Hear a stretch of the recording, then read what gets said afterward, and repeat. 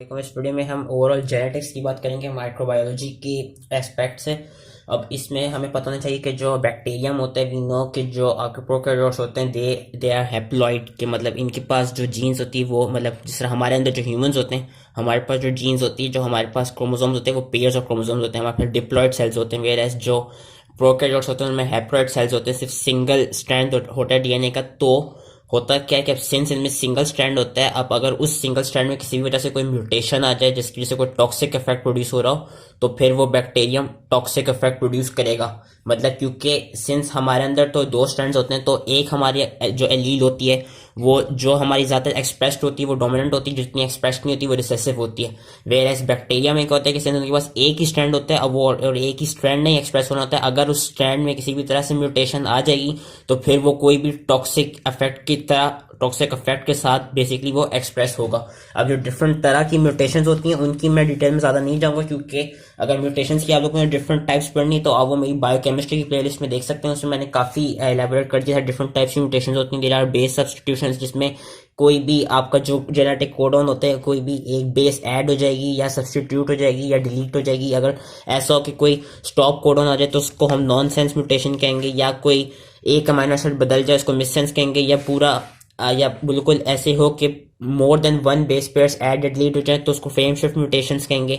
बाकी हमने DNA repair के मैकेनिज्म्स में भी पढ़े थे कि कुछ ऐसे एजेंट्स होते हैं जो कि कहते हैं डीएनए में रॉन्ग बेसिस अटैच कर सकते हैं, जिस तरह नाइट्रस एसिड या एल्काइलेटिंग एजेंट्स हमने पढ़ा था कि एडेनिन की जगह आपका साइटोसिन लग जाती है, जिससे वो फिर थाइमिन के साथ बॉन्ड्स नहीं बना पाती। या कुछ अल्ट्रा वायलेट रेस होती हैं जो कि पिरिमिडीन्स बेसिस जो होती है उनके दरमियान डाइमर्स बना दी थी। तो इस तरह की सारी डिफरेंट म्यूटेशंस हैं, वो इस डिटेल में मैं नहीं जा रहा। उन्होंने यहाँ पे एक्सरेस की भी दिखाई हुई है, एक्सरेस की थोड़ा बता दें कि एक्सरेस से भी आपकी म्यूटेशंस होती हैं। एक्सरेस से म्यूटेशंस कैसे हो जाती हैं?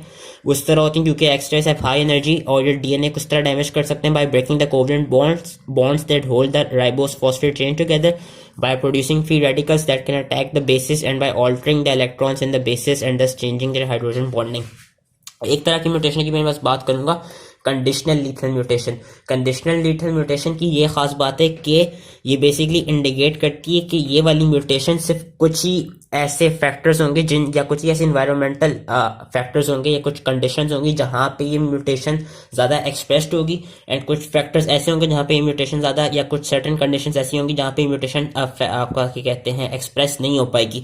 उसमें जो मोस्ट कॉमन होती है वो हमारी टेम्परेचर सेंसिटिव म्यूटेशन है। टेम्परेचर सेंसिटिव म्यूटेशन यही है कि बेसिकली देखा गया कि जो टेम्परेचर सेंसिटिव ऑर्गन्स हैं वो कुछ आपके टेम्परेचर्स की एक्सट्रीम्स पे, जिस तरह इन्फ्लुएंजा वायरस जो है वो अब आपका जो 32 डिग्री टेम्परेचर होता है जो कि यूजली आपके नोज के रीजन में होता है वहां पे ये रेप्लिकेट कर सकता है। वेयर एज 37 डिग्री सेल्सियस वाली कंडीशंस में क्या करेगा, ये रेप्लिकेट नहीं कर सकता, जो हमारी नॉर्मल ह्यूमन बॉडी में हो सकती हैं, जो ह्यूमन बॉडी में होती हैं। अब जो इन्फ्लुएंजा वायरस है वो अगर लंग्स में चला गया तो वो लंग्स में जाके रिप्रोड्यूस नहीं हो सकता है, क्योंकि वहां पर उसका टेम्परेचर ही 37 डिग्री होता है। तो वहां पे वो जो वायरस है वो बेसिकली डिस्ट्रॉय हो जाएगा, उसकी वो वायरस डिस्ट्रॉय नहीं हो पाता, लेकिन ये कि वायरस वहां पे अपना जो वो है टॉक्सिसिटी वो अपना इफेक्ट प्रोड्यूस नहीं कर पाएगा। वेरस वो वायरस नोस में अगर होगा तो उस रीजन में एक्सप्रेस कर पाएगा, क्योंकि वहां पे जो उसकी कंडीशंस होती हैं वो फेवरेबल होती हैं।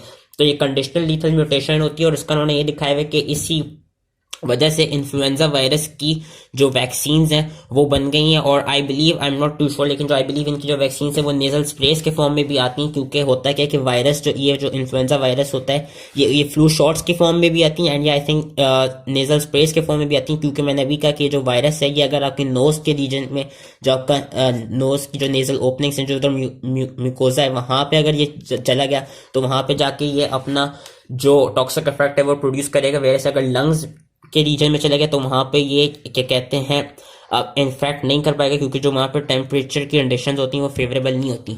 फिर आगे इन्होंने बताया हुआ transfer of DNA within bacterial cells, उसकी इन्होंने दो एग्जांपल्स दी हैं, transposons and programmed rearrangement. Transposons भी हमें पता है कि it's a transfer of DNA from one side within the bacterial genome to another, क्योंकि जो ट्रांसपोजोन्स होते हैं वो हमने पढ़ा है कि they are basically jumping DNA. ये एक ही अगर डीएनए का स्ट्रैंड होगा, एक जगह पे अगर कोई जीन होगी तो वो एक जगह से दूसरी जगह पे जंप कर सकती है।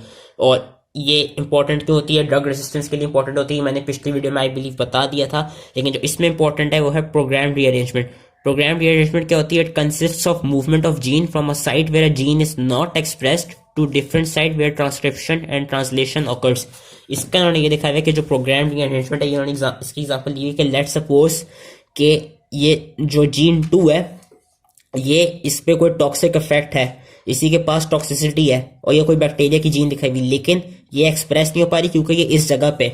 तो होगा क्या, लेट सपोज कि अगर ये जीन यहाँ से इधर को मूव कर गई 1 वाली साइड पे, जीन 1 वाली साइड पे, तो होगा कि यहाँ पे जाकर एक्सप्रेस हो रही है। एंड जब यहाँ पे जाके एक्सप्रेस होने लग जाएगी तो इससे हो क्या सकता है, इससे ये हो सकता है कि इस जीन मूवमेंट से कि जो ये जिस बैक्टीरिया की भी जिस बैक्टीरिया की भी ये क्या कहते हैं डीएनए का स्ट्रक्चर दिखाया हुआ है या जेनेटिक स्ट्रक्चर दिखाया हुआ है, तो अब ये वाली जो जीन थी ये टॉक्सिक वाली जीन थी। अब जब ये यहाँ पर आ गई और यहाँ पे आके जब ये एक्सप्रेस हो रही है तो फिर वो टॉक्सिक इफेक्ट्स प्रोड्यूस करेगी। And there is a chance कि यहाँ पे जाके जो ये वाला जब यहाँ पे जाके चली गई है, यहाँ पे जाके जब एक्सप्रेस हो रही है, तो ये जो बैक्टीरियम है ये आपका जो इम्यून रिस्पॉन्स है उससे ज्यादा अफेक्ट ना हो। कि ये दिखाया है कि इस जीन मूवमेंट से क्या करती है, it allows the organism to evade the existing host immune response. कि जब ये जीन यहाँ पे चली गई, यहाँ पे जाके एक्सप्रेस होने लगी, तो टॉक्सिक इफेक्ट्स प्रोड्यूस करेगा वो बैक्टीरिया, और इससे ये हो सकता है कि जो हमारा अपना इम्यून सिस्टम है, जो हमारे वाइट ब्लड सेल्स होते हैं, जो फेगोसाइट्स होते हैं, वो इसको जाके खत्म ना कर सकें। तो ये एक ओवरव्यू था। इसमें जो मेन चीजें हमने पढ़नी है वो है कंजुगेशन, ट्रांसडक्शन एंड ट्रांसफॉर्मेशन के how the transfer of DNA between the bacterial cells occur. उसमें जो सबसे इंपॉर्टेंट है वो यूजली कंजुगेशन एंड ट्रांसडक्शन है। कंजुगेशन इंपॉर्टेंट क्यों है, हमने पढ़ा कि कंजुगेशन के थ्रू आपकी जो एंटीबायोटिक रेजिस्टेंस जीन्स होती है ना, अगर लेट्स सपोज एक बैक्टीरिया के पास एंटीबायोटिक रेजिस्टेंस जीन हो और वो उसने दूसरे बैक्टीरियम को देनी है, तो वो कंजुगेशन के प्रोसेस से जाती हैं। या कोई भी ऐसी जीन हो जो कि एक बैक्टीरियम के पास हो दूसरे बैक्टीरिया के पास ना हो, तो वो जाती कैसे, वो कंजुगेशन प्रोसेस के थ्रू जाती है। अब कंजुगेशन का प्रोसेस होता कैसे, बेसिकली जो बैक्टीरिया जिसने कॉन्जुगेशन करानी होती है उसको हम कहते हैं डोनर, एंड जिस बैक्टीरिया में उसने कॉन्जुगेशन करानी होती है वो होता है रिसिपेंट। जिस तरह ने यहाँ पे दिखाया हुआ है, ये बैक्टीरियल डीएनए, ये एक बैक्टीरिया में, ये दूसरा है। इस बैक्टीरिया के पास प्लाज्मिड डीएनए है, अब दूसरे बैक्टीरिया के पास प्लाज्मिड डीएनए नहीं है, तो ये है डोनर, ये है रिसिपेंट। होता कैसे, होता ऐसे कि जो आपका डोनर होता है, डोनर के पास एक प्लाज्मिड, एक क्या कहते हैं फर्टिलिटी प्लाज्मिड होता है, जिसको हम एक प्लाज्मिड होता है जिसको हम कहते हैं एफ प्लाज्मिड, फर्टिलिटी प्लाज्मिड। और इस प्लाज्मिड की खास बात क्या होती है, इसके पास वो जीन्स होती हैं which are required for conjugation. इसके पास वो जीन्स होती हैं जो सेक्स पिलस की प्रोडक्शन करवा सकती हैं। हमने स्ट्रक्चर ऑफ बैक्टीरिया में पढ़ा था, मैंने उस वीडियो में बताया था कि ये इन्होंने दिखाया हुआ है, ये एक सेक्स पिलस है, इसके थ्रू कॉन्जुगेशन होती है। होती कैसे है कि ये इन्होंने दिखाया हुआ है कि ये बैक्टीरिया है, अब इसने इस प्लाज्मिड को, ये जो इसके पास ये जो प्लाज्मिड डीएनए है, इसने इस बैक्टीरिया में ट्रांसफर करनी है। वो करेगा कैसे, प्लाज्मिड वी नो एज क्या कहते हैं double circular DNA, double stranded circular DNA. होगी कैसे कि अब जो ये वाला बैक्टीरिया है इसके पास क्योंकि एफ फर्टिलिटी प्लाज्मिड है कि कॉन्जुगेशन करवा सकता है और ये सेक्स पिलस को प्रोड्यूस कर सकता है, उसके पास वो जीन है, उसके पास एफ प्लाज्मिड है, तो ये वाला डोनर कहलाया जाएगा एफ पॉजिटिव, एंड जो रेसिपेंट है वो कहलाया जाएगा एफ नेगेटिव, क्योंकि इसके पास फर्टिलिटी प्लाज्मिड नहीं है, ये कॉन्जुगेशन नहीं कर सकता।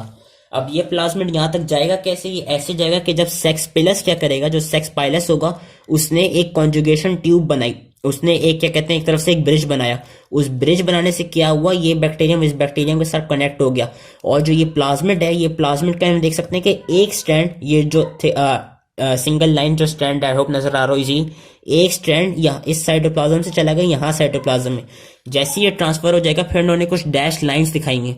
हो क्या रहा है कि ये सिर्फ अपना एक स्ट्रैंड और रेसिपेंट को देगा, और जो एक स्ट्रैंड जब चला गया, जब ये एक स्ट्रैंड ट्रांसफर हो गया, तो क्योंकि प्लाज्मिड वो होता है डबल स्ट्रैंडेड होता है, तो वी कैन सी कि यहाँ पे जब वो चला गया तो अब वो जो उसका सिर्फ एक स्टैंड गया तो उसका साथ ही दूसरा जो स्टैंड है वो सिंथेसाइज हो रहा है। यहाँ पे जाके एक स्टैंड जो क्या कहते हैं सॉरी जो सिंगल लाइन स्टैंड है यहाँ पे आके ट्रांसफर हो रहा है। अब जो डैश डैश लाइनें दिखाएंगे वो ये दिखाएंगे कि अब वहां पे जाके उसका जो दूसरा स्टैंड था वो सिंथेसाइज हो रहा है। जैसे ही दोनों बैक्टीरियम में क्या कहते हैं डबल स्टैंडर्ड स्ट्रक्चर बन जाएगा। यहाँ पे इन्होंने पूरा फिनिश प्रोडक्ट नहीं दिखाया हुआ, होगा क्या जैसे ही दोनों स्ट्रक्चर्स में जब यहाँ पे भी क्या कहते हैं डबल स्टैंडर्ड स्ट्रक्चर होगा और यहाँ पे भी डबल स्टैंडर्ड स्ट्रक्चर प्लाज्मिड का बन जाएगा, देन कॉन्जुगेशन पूरी हो जाएगी। यही चीज इन्होंने दिखाई हुई है कि mating begins when the pilus of the donor bacterium carrying the F plus factor attaches to the receptor on the surface of recipient bacterium which does not contain F factor, F negative होता है, उससे direct connection बनता है between cytoplasm of donor and recipient cell। ये मैं बता चुका हूँ। होगा क्या कि after enzymatic cleavage of affected DNA one strand, सिर्फ एक स्ट्रैंड यहाँ से यहाँ ट्रांसफर हो गया कॉन्जुगेशन ब्रिज के थ्रू। और होगा क्या कि जब ये प्रोसेस कंप्लीट कब होगा, it will be completed by synthesis of complementary strand to form a double stranded effector plasmid in both the donor and recipient cell. यानी ये अभी एक स्ट्रैंड जा रहा है यहाँ से, जब दोनों जगहों पे, क्योंकि ये एक स्ट्रैंड पूरा चला जाएगा तो फिर यहाँ पे डैश लाइन से और यहाँ पे भी डैश लाइन से ये दिखाया हुआ है कि जब दोनों जगहों पे वापस इसका कॉम्प्लीमेंट्री डबल स्ट्रैंड बन गया एंड वापस जब एक कॉम्प्लीमेंट्री डबल स्ट्रैंडेड प्लाज्मिड का स्ट्रक्चर बन जाएगा देन ही कॉन्जुगेशन कंप्लीट हो जाएगी।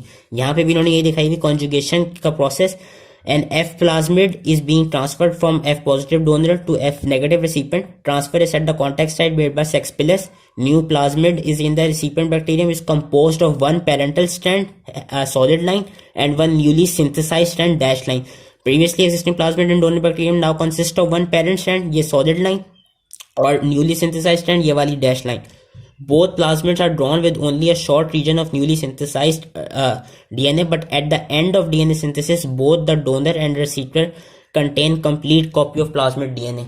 ये हो रही थी कॉन्जुगेशन एंड ये इन्होंने एफ प्लाज्मिड की दिखाई हुई। यहाँ पे एक और प्लाज्मिड होता है जिसको हम कहते हैं resistance plasmid, R plasmid. R plasmid में क्या खास चीज होती है, उनमें एंटीबायोटिक रेजिस्टेंस जीन्स होती हैं। वो जो एंटीबायोटिक रेजिस्टेंस जीन्स होती है ना, वो भी इसी प्रोसेस के थ्रू आपको क्या कहते हैं ट्रांसफर हो जाती हैं, कॉन्जुगेट हो जाती हैं। इस प्रोसेस को हम कहते हैं कॉन्जुगेशन। अब एक और इंपॉर्टेंट प्रोसेस आता है ट्रांसडक्शन। अच्छा, जो ट्रांसडक्शन का प्रोसेस है ये बेसिकली होता कैसे, ये बेसिकली होता ऐसे, इन्होंने यहाँ पे दिखाया हुआ है कि एक बैक्टीरियम से डीएनए दूसरे बैक्टीरियम में कैसे जा रही है, with the help of virus, जिस वायरस का नाम होता है बैक्टीरियोफेज, जो कि सिर्फ बैक्टीरिया को ही आपका अफेक्ट करता है। और ये दो तरह की होती है, जनरलाइज्ड और स्पेशलाइज्ड।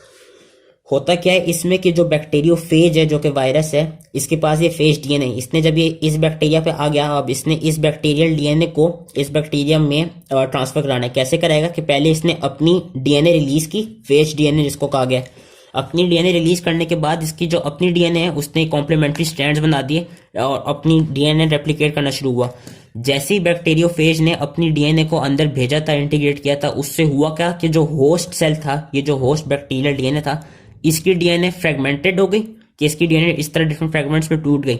अब हो क्या रहा है कि जो ये वाला फेज डीएनए जो है, इसने रेप्लिकेशन शुरू हुई, इसकी रेप्लिकेशन से डिफरेंट तरह के बैक्टीरियोफेजेस बन गए। साथ में होगा क्या, कुछ ऐसे भी बैक्टीरिया आपका क्या कहते हैं, साथ ही जब इसकी रेप्लिकेशन चल रही होगी तो कुछ ऐसे बैक्टीरियोफेजेस बनेंगे जिनमें ये वाली वायरल डीएनए नहीं होगी, बल्कि जो होस्ट की डीएनए थी वो इनकॉर्पोरेट हुई होगी। जिस तरह ने यहाँ पे दिखाया हुआ है कि ये बैक्टीरियोफेजेस जो बने हुए हैं इनने अपनी वायरल डीएनए, लेकिन एक इन्होंने दिखाया हुआ बैक्टीरियोफेज ऐसे जिसमें रेड रेड डैश लाइन दिखाई हुई जिसमें होस्ट की डीएनए। अब होगा क्या कि ये जो होस्ट डीएनए वाला बैक्टीरियोफेज है ना, ये फिर डिफरेंट बैक्टीरिया के पास जाएगा, वहां पे जाके ही हम देख सकते हैं कि वो जो इस बैक्टीरिया की जो डीएनए वो लेकर आए वो इस सेल में इंकॉर्पोरेट करा देगा, और जैसे ही इंकॉर्पोरेट कराएगा वो फिर हम देख सकते हैं इस होस्ट के साथ जाके लग जाएगी। ये होती है transduction, which is DNA transferred by virus from one cell to another. I hope ये इजली समझ में आ गया, लेकिन अगर ये नहीं समझ में आ रहा ना ट्रांसडक्शन का, तो इसकी मैं जो मेरी डिस्क्रिप्शन है उसमें मैं क्या कहते हैं 2 लिंक्स डालूंगा जिसपे उन्होंने बहुत क्या कहते हैं जनरलाइज्ड भी दिखाई हुई है और स्पेशलाइज्ड भी दिखाई हुई है। तो वो आई बिलीव उसके थ्रू, क्योंकि वो 3 डायमेंशनल वीडियो आई बिलीव उसके थ्रू वो ज़्यादा ईजिली समझ में आ जाएगी। लेकिन ट्रांसडक्शन का प्रोसेस यही है कि ये जो वायरस है, वायरस की हेल्प से हो क्या रहा है कि वो जो एक डीएनए, जो इस बैक्टीरियम की जो डीएनए है उसको दूसरे बैक्टीरिया में इस तरह के कहते हैं इनकॉर्पोरेट कर रहा है कि पहले उसने अपनी डीएनए रिलीज की, अपनी डीएनए रेप्लिकेट किया, फिर उसने अपने वही बैक्टीरियोफेजेस बनाए। कुछ बैक्टीरियोफेजेस के पास वायरल डीएनए थी, कुछ के पास होस्ट सेल की डीएनए आ गई। जो होस्ट सेल वाली डीएनए थी, क्योंकि उसी को इनकॉर्पोरेट करना था दूसरे बैक्टीरियम में, तो वो दूसरे बैक्टीरियम के पास गई और वहां पे उसने इस प्रोसेस के थ्रू वो कर दिया, ट्रांसड्यूस कर दिया। This process is known as transduction. Last process is transformation. Transformation ये क्या कहते हैं, जो मेरी बायोकेमिस्ट्री में again I believe gene cloning की जो डीएनए क्लोनिंग की जो वीडियो थी उसमें मैंने बताया transformation is basically transfer of DNA itself from one cell to another. और ये होता है कैसे कि नेचर में इस तरह होता है कि जो भी डाइंग बैक्टीरिया होते हैं वो अपने जो डीएनए होते हैं उसको रिलीज कर देते हैं एनवायरनमेंट में, और जो भी रिसिपिएंट सेल होगा वो एनवायरनमेंट से उसको उस डीएनए को टेकअप कर लेगा। लेकिन लेबोरेटरी में कैसे होता है, लेबोरेटरी में जो मैंने डीएनए क्लोनिंग की वीडियो दिखाई थी, लेबोरेटरी में ऐसा होता है कि हम एक बैक्टीरिया से डीएनए लेते हैं और उसको हम दूसरे बैक्टीरिया में इंट्रोड्यूस करा देते हैं जेनेटिक इंजीनियरिंग के थ्रू। वो मैंने डीएनए क्लोनिंग की वीडियो में बताया था। And that process is non transformation, और इतना इंपॉर्टेंट नहीं होता। मोस्ट इंपॉर्टेंट है वो है कॉन्जुगेशन और transduction. I hope conjugation easily समझ में आ गई, आई होप ट्रांसडक्शन भी समझ में आ गई ट्रांसडक्शन की। लेकिन मैं वीडियोस जो हैं, जो 3 डायमेंशनल वीडियोस हैं, अभी 1-1 मिनट की होंगी, वो मैं इस लिंक में वो मैं अपनी डिस्क्रिप्शन में डाल दूंगा। So thank you for watching.